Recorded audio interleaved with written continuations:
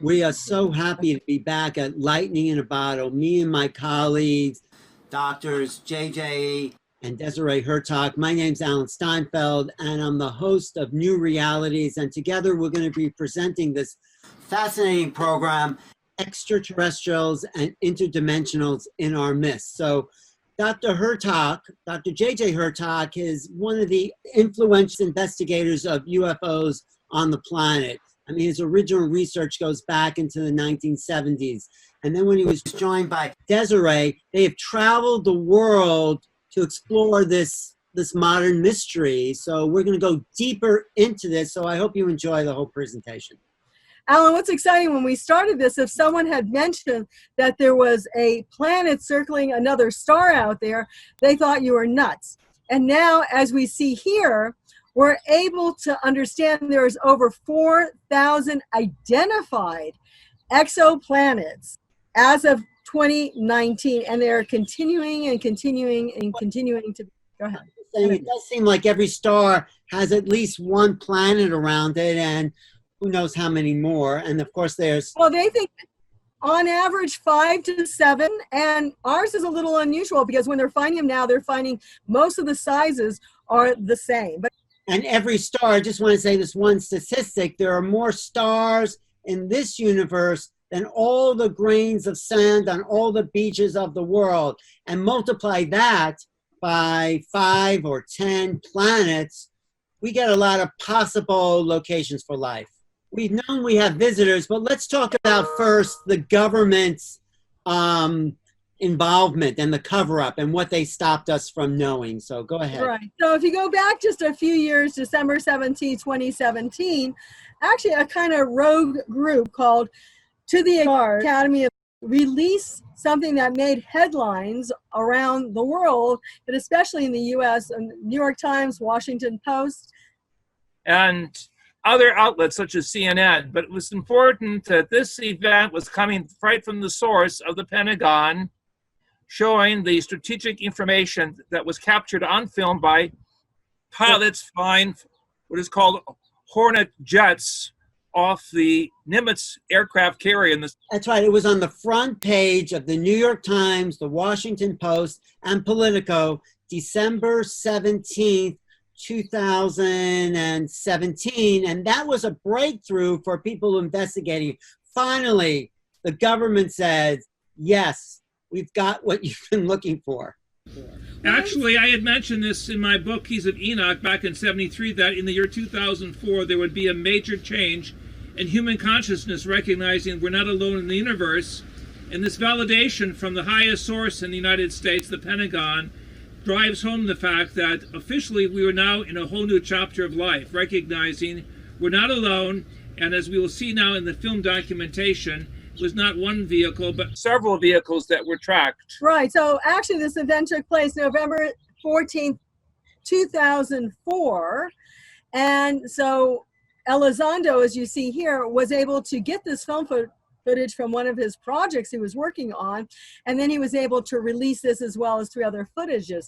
But what's really interesting is that right now, during the coronavirus, on April 26, 2020, the Pentagon finally confirmed this film footage. Now you have Captain Favor, who was one of the Hornet pilots, actually circling with this UFO, and he talked on CNN, and everyone knew it was real, but they were waiting for a real scientific, we'll say governmental confirmation. Well, this just came out. So David Fravor, his name is Fravor, is one of the pilots that we'll see in this video, and Luis Alessandro worked in a secret U.S.-sponsored, Congress-sponsored program to study advanced aerial threats to the airspace. And then he quit that job and went to the Stars Academy, and he was able somehow to get this release, this secret Pentagon footage, and that's opened up the whole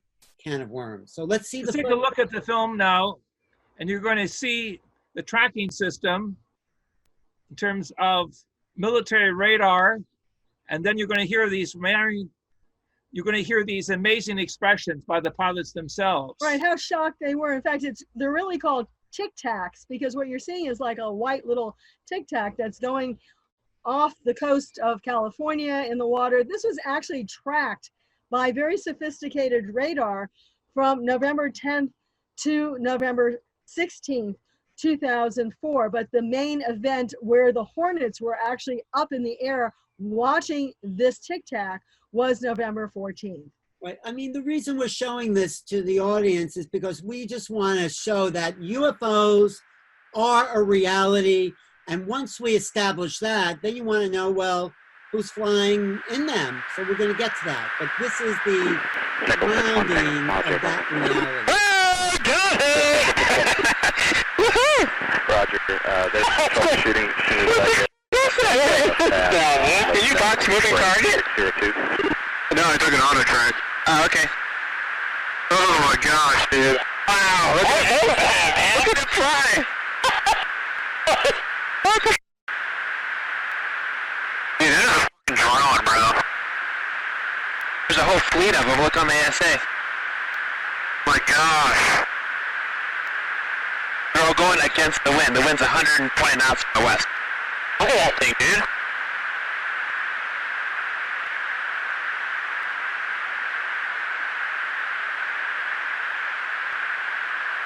That's not our LNS though, is it? It's not. That is the LNS, dude. Well, if there's like... Look at that thing! It's rotating. People have seen UFOs, they think, for thousands of years. And there were several events in our country, but the one that probably is the most notorious at the very beginning was the Roswell incident in 1947.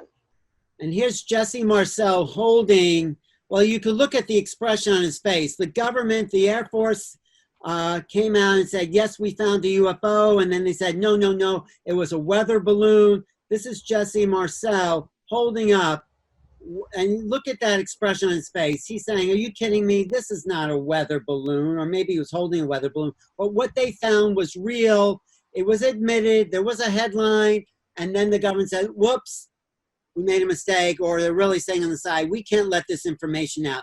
And from Right, then, in the lower left, the cover-up has begun. in the lower left-hand side of the screen, we see Jesse Marcel, the second and the third, the son and the grandson and the daughter, all involved with ongoing work behind the scenes, looking at the linguistic markings that were on the space debris.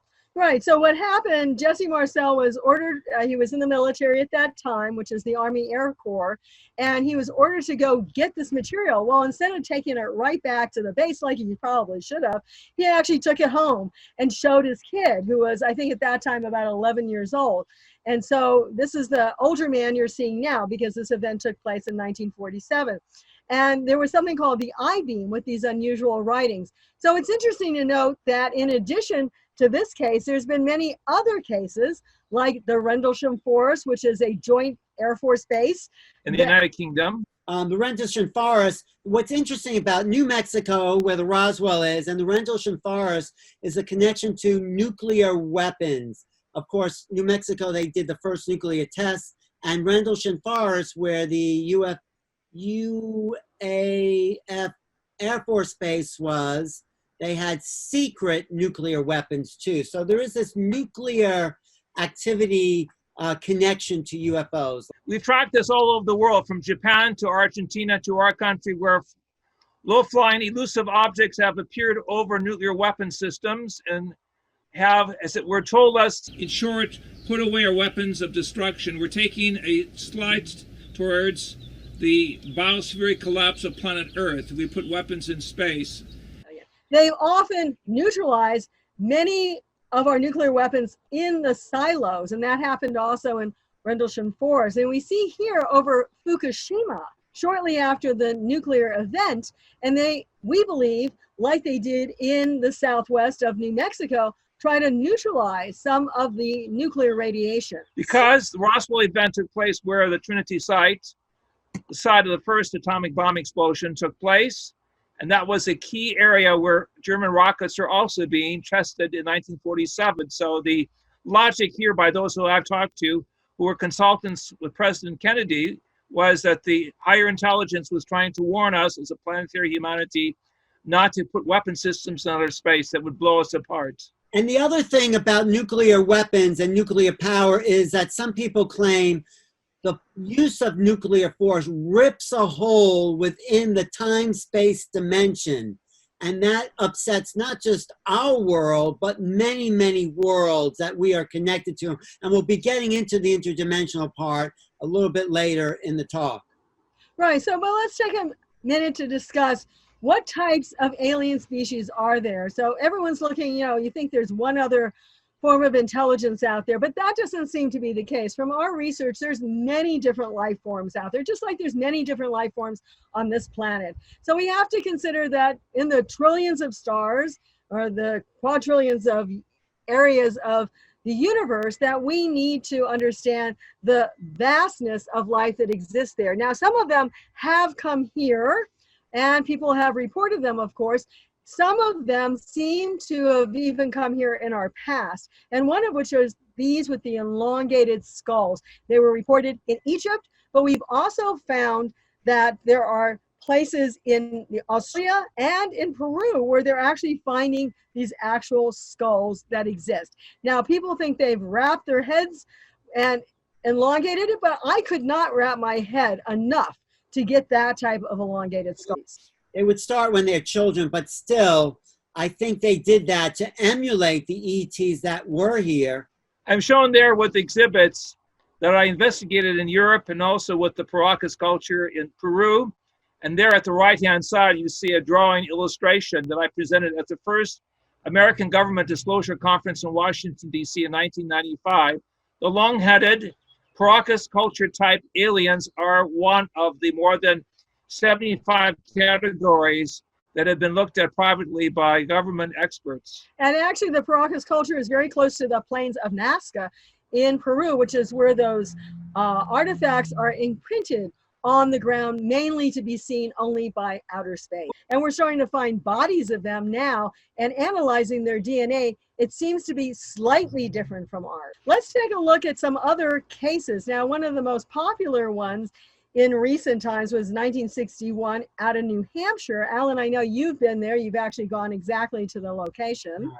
I have. There I am in front of the plaque that says, this was put up by the state of New Hampshire, so it doesn't get any more official than that.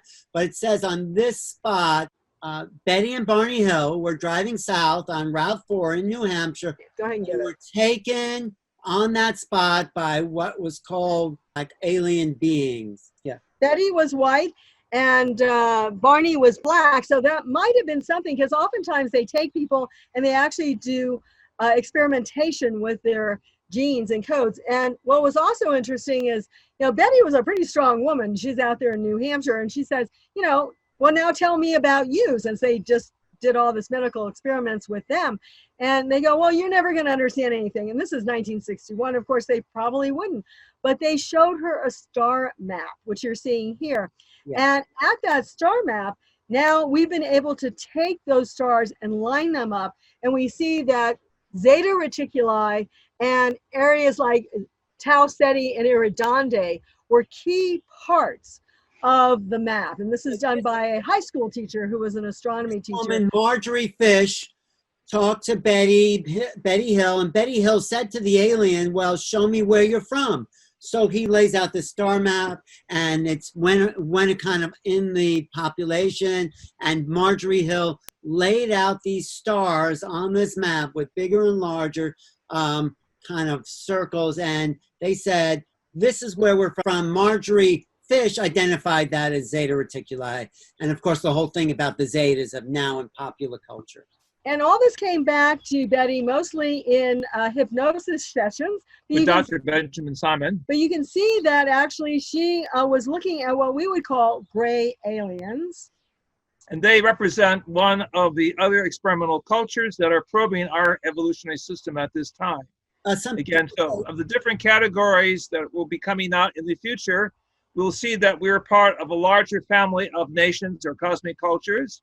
And representatives from these other planetary systems, we would call them exoplanetary systems, are now taking, as it were, a genetic inventory of the human race, warning us against the misapplication of military technology, and at the same time, giving us the opportunity to see in a sociological sense that we've got friends on the high frontier.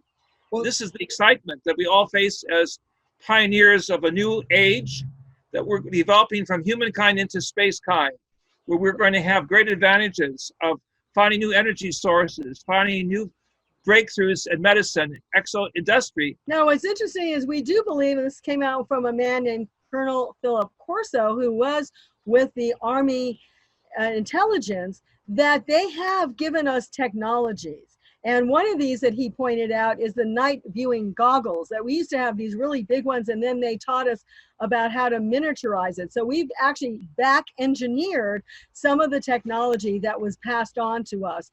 Mostly that is stored now in Area 51. I just want to say about the Greys, there's also talk that they have taken some of our genetics and mixed it with theirs, which is why they abducted people like Betty and Barney Hill, to create a third race, a third hybrid race that will have the best of us, which is our capacity to feel and create and have compassion, with the best of them, which is their high intellect and their advanced, know-how, technical. But we really don't feel that that's something that really should be done, because we're all individuals in terms of having a cosmic connection to other realities. And that with those type of hybridizations, actually it does neutralize the scenario. There's other races out there in space who respect us and do not violate our free will. And so we have discovered in our work with shamans, social scientists, researchers behind the scenes, and most of the governments of the world, that there is a cosmic law that you don't interfere with different planetary societies.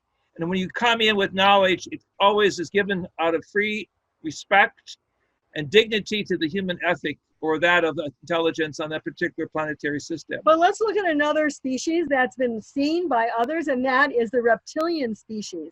And I believe they may have had some presence on this planet when it was the dinosaur phase. Now we're Adamic phase, as we call it, but they are prevalent, and people see them, people see insectoids, people see praying mantis types, but people also see those that look a little bit more, well, here's the hybrid species. There's my hybrid body there. But seriously, Dr. Hurtak, how many different species do you think have visited this planet? Until recently, I would say at least 50 to 70 different types of species. But we know there's a lot more. In fact, looking at the amount of exoplanets, we could say that there's a factor of n to the 10th power possibilities, which means there are literally tens of thousands of possibilities. Well, this one is very interesting. Yeah, tell us about her. She's amazing. Right, so we talked about these strange looking species, but there's also species that are out in space that look like us. And I think for most people, that's going to be the real shock, that we didn't necessarily evolve from this planet, that we maybe came here some 36,000, 72,000 years ago, and we interbred with some of the root races that were here. So this is an encounter with a woman we got to know quite well in the 1980s and 90s, and she met an alien while she was in South Africa in the mountains of the Drakensberg. I'm talking to Elizabeth Clower, who was a member of British intelligence working in South Africa after World War II. In the mid-1950s, in the mountains of Drakensberg, she saw a spaceship come down, and a human-like being emerged called Akon. She became familiar with him, and she was taken to his planet. She later gave testimony before the House of Lords in Britain, as well as various UFO societies and universities throughout the world. Of course, she was disbelieved, but now a documentary on her life will be coming forth from South Africa, where people can evaluate the mathematical codes that she had, that she shared with scientists throughout the world, indicating information she would not have at her age and background. And she actually had a close encounter, we'll say a very close encounter with this gentleman, and she actually gave birth to a son. So our species and their race are able to interbreed just through normal channels, normal means. And what's really interesting is he said that his species used to live on this planet in the far distant past, but that there was some environmental upheaval, so they went to a nearby star system. Well, he said, and this is reported in the 50s, she wrote about in the 70s, he said he came called Alpha Centauri. We now know that that is the closest planet or the next solar system to us that exists. And what's more important, he said he came from a region called Metone. And in my book called The Keys of Enoch, again published in 1973, I mentioned the area of metone. So this is why Elizabeth Clark was interested in our work, and we were interested in her work because there was a matching cosmology, that we had cosmic cousins that were looking at us, but we needed a certain time period to orientate young people throughout the world with a new science, with a new psychology, in fact, with a new sociology, to accept the fact that there are other members of our galactic neighborhood. Elizabeth Clark told you, Dr. Hurtak, that she went to that planet for a few months. Can you talk about that a little bit? Well, one of the things was that she described the house that he lived in, and they actually came through the top and went down, like the living room was in the middle, the bedrooms were lower on, and that they would use like they would levitate. Think of the house as a pear shape, and what Desiree is describing, from the top of the pear, there was a winding staircase that would come down to the lower elevations. Most extraterrestrials that have been encountered they levitate and they use telepathic communications. Some of them can talk, not all of them seem to be able to talk, but mostly it's telepathic communication. And what's very is once you've had an encounter, then it seems to be ongoing. Somewhat, there's a connection between you and your brain. But just a few points now to say that this is what we've been talking about. They're all coming from our local star system. We're not talking about the vast regions of outer space. This is all local places of space that they seem to be visiting us from. So who knows what else is out there? We leave it up to future generations. And some are similar to us, but some are quite different from us. So we need to have a new preparation of how we can discern those who bring us real science as opposed to those who want to manipulate our genetics. Those who bring us higher psychology and what we would call astral theology of unity that is consistent with the great prophets and great mystics and poets who understood that life abounds in the universe, as opposed to those who would like to keep us, as it were, sheltered under lockdown with a normal science that has no possibility of life beyond Earth. There is a spiritual dimension to a lot of contacts where this person, George Van Tassel, got a kind of telepathic interface to build this sacred chamber, which was built, called the Integratron. Unfortunately, never got to finish it, but it is a way of energizing the spiritual awareness. So there's this overlap that they're trying to evolve us to with their interfacing. We knew George Van Tassel. We interacted with him, and also the research that he did in building what you see as the Integratron, which was a biorejuvenation system. Right, a technology he got from this alien race that he encountered. So he wanted to work with time travel and our own longevity. He felt we all needed to be living longer than we are now, but not as old people, but literally as young people. The person he encountered, I think, was about 400 years old and looked in his 30s. So that's something we can look forward to. And Alan, as you know, because you are principal here in a new film on his life, Calling All Earthlings, which has just been released, we go into the significant details of a man who worked with Howard Hughes, a man who was an engineer, who took upon himself the opportunity to evolve the spiritual psychology necessary so that people in the 1950s and 60s could be prepared gradually to accept the fact that there are other cars or Lamborghinis in the universe. So this is a picture from all of us together. You see Alan and myself and Dr. Jackson right behind. Sound meditations in the Integratron.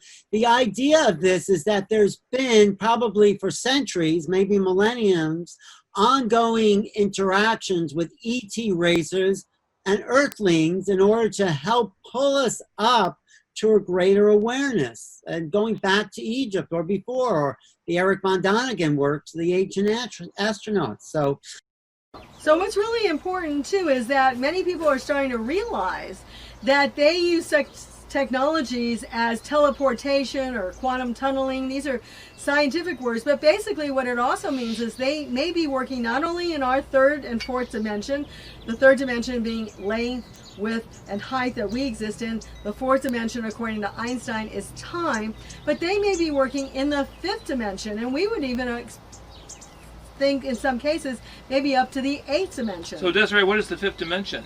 Well, Alan, tell us about this cartoon. Well, this is one of my favorite cartoons from the New Yorker magazine. and it's like, hi, honey, I'm going to another dimension. You need anything?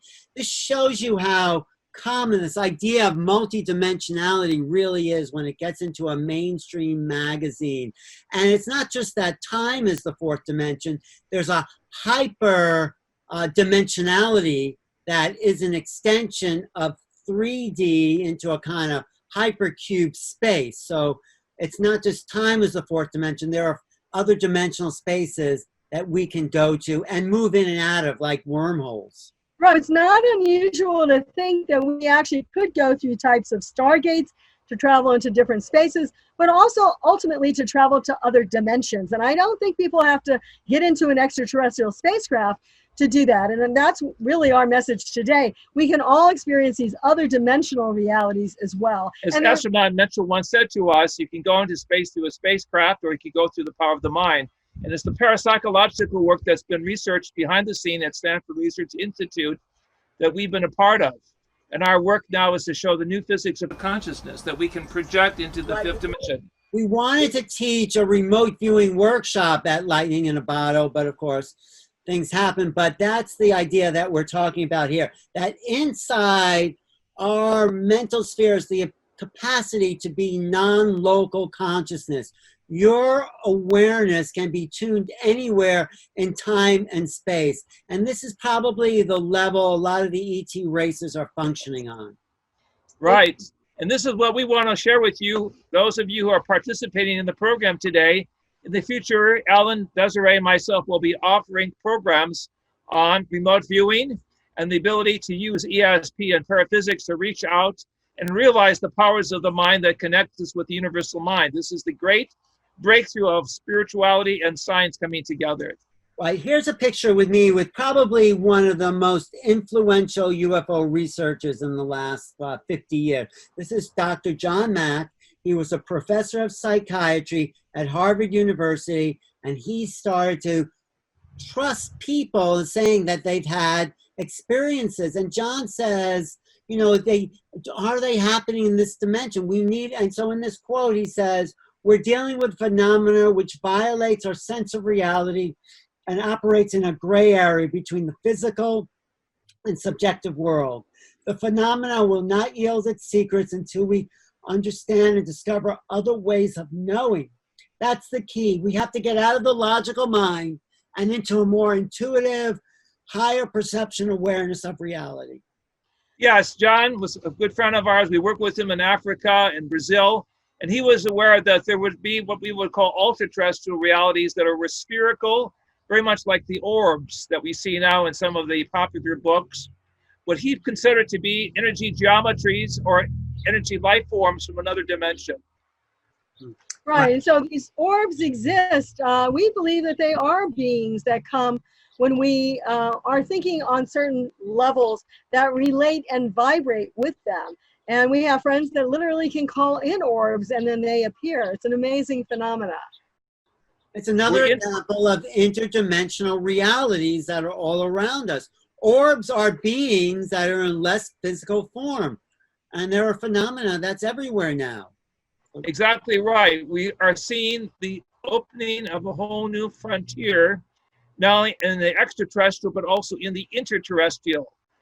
And in the interterrestrial, we have what is called new beings, or should we say etheric beings that come from other levels of reality that are beyond the scientific curve of knowledge as we have normally accepted it. So what we're trying to do today is open your consciousness not only to extraterrestrial realities, but interdimensional realities and beings. And when you do that, there's a plethora of what we can experience. Alan, go ahead. Tell us some of these points. Well, I just want to review. The fifth dimension is when you transcend.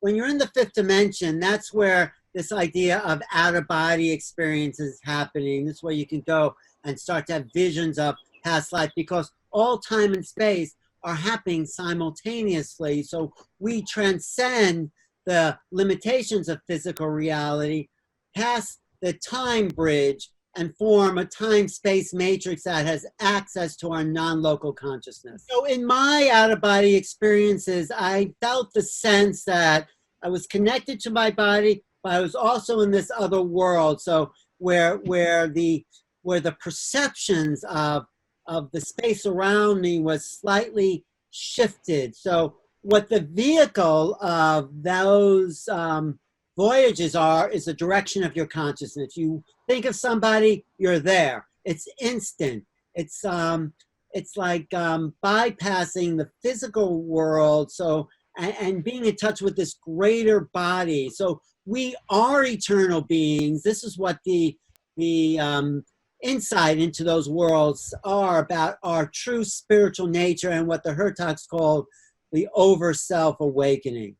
Yes, and this is what the Stanford Research Institute scientists found after 20 years of research, that we are multidimensional beings. We're non-local in that we are here, but we're also throughout other dimensions. And thirdly, we can bring together, as it were, a higher unity, and that's the overself, the higher self.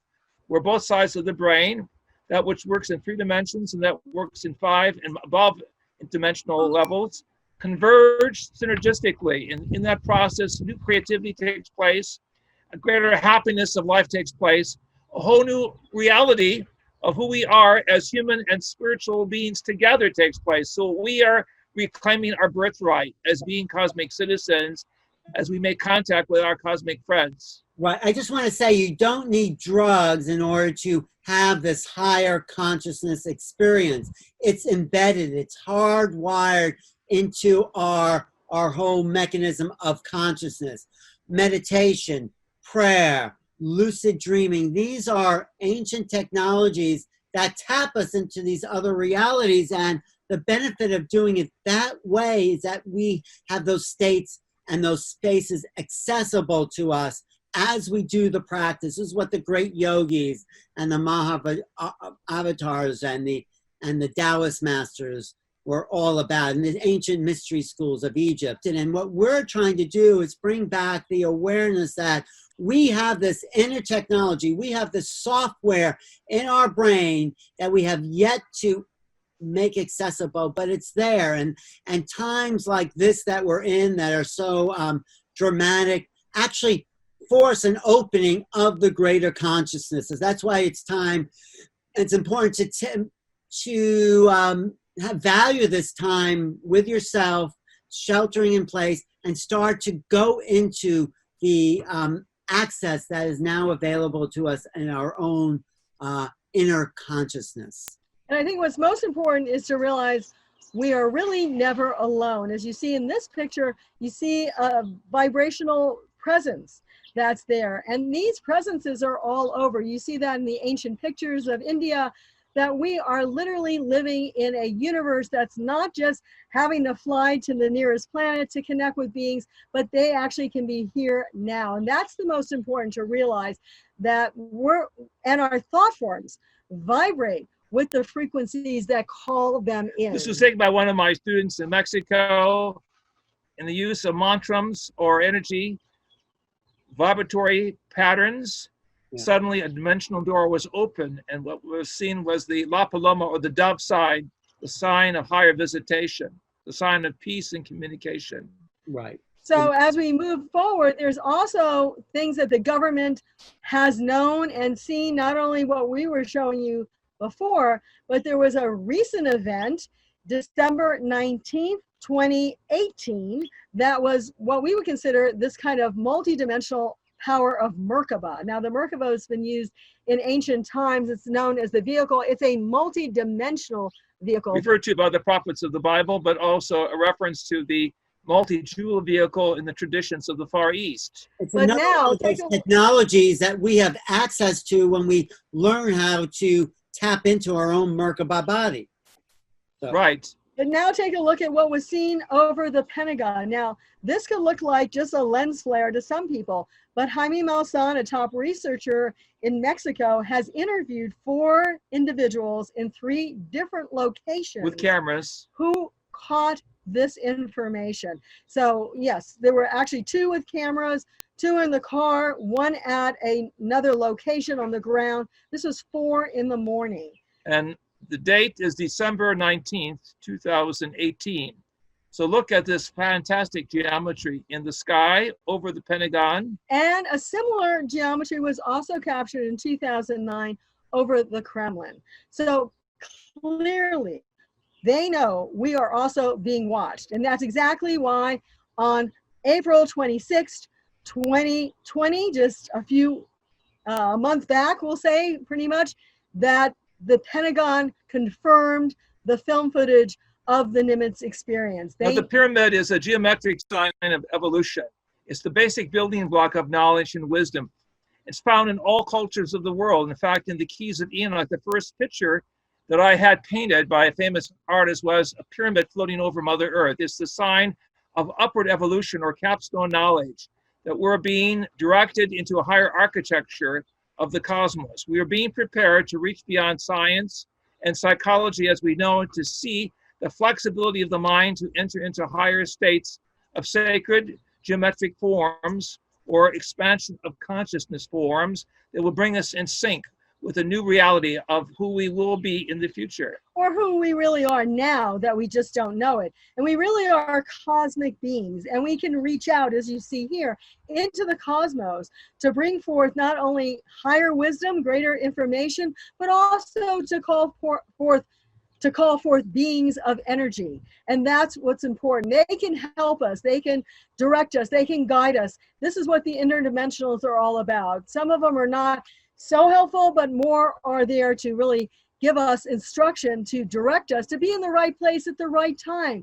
And that's what's really important. I just wanted to say, in this time of transformation, the veils between those dimensions are getting thinner, and we have access to those other realms. All you have to do is ask for a message, ask for a sign, and you'll start to download and make contact with these other dimensional beings. And you have to trust yourself that this is true and good and possible. And so we call them not extraterrestrials, but ultra-terrestrials. And they don't always have a complete body. They can just have an energy form. They can just be a sphere, like we talked about in terms of the orbs. But they are also around us. Sometimes you can feel it. If you're sensitive enough, you can feel it. I work with Native Americans. They bring in that energy as well. And they refer also to light beings. So these are beings beyond our electromagnetic spectrum that historically were called the Chalicos by the natives of the American Southwest. Sometimes the Kachinas that were seen from space coming to sacred areas of the world, generally marked by pyramidal locations or sacred symbols. A whole new anthropology is necessary, and the sociology is necessary to get acquainted with our friends in space, who are going to help us, I believe, with new information that we can use to conquer the challenges of medicine, of viruses, of overpopulation, of economic instabilities, and of course, our craziness with military advancements. We have to transcend the service for the self in exchange for the service to others, and we have to see ourselves as one humanity. I think that's one of the key things about this crisis and the virus. It has brought us together as a single humanity. There are no borders, there are no races, no religions that have separated us or are not susceptible. We are a unity of beings, and when we realize that, the doorways to these other beings, these other extraterrestrials, these other dimensions will open. And this is where we're at. We're at the gateway. We're at the threshold of a great awakening.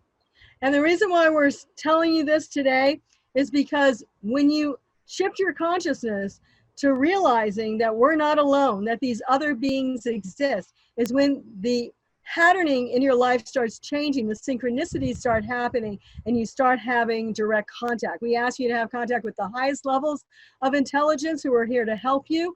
You could call them spiritual guides, interdimensional realities, but they are here, they are present, and they're just waiting for us to wake up to the greater reality. The awesomeness of a vast and greater universe beckons us into a whole new reality. Let us understand that we are space kind growing up, and as a universal humanity, we're all connected with the thrill and the opportunity of the cosmic others calling us.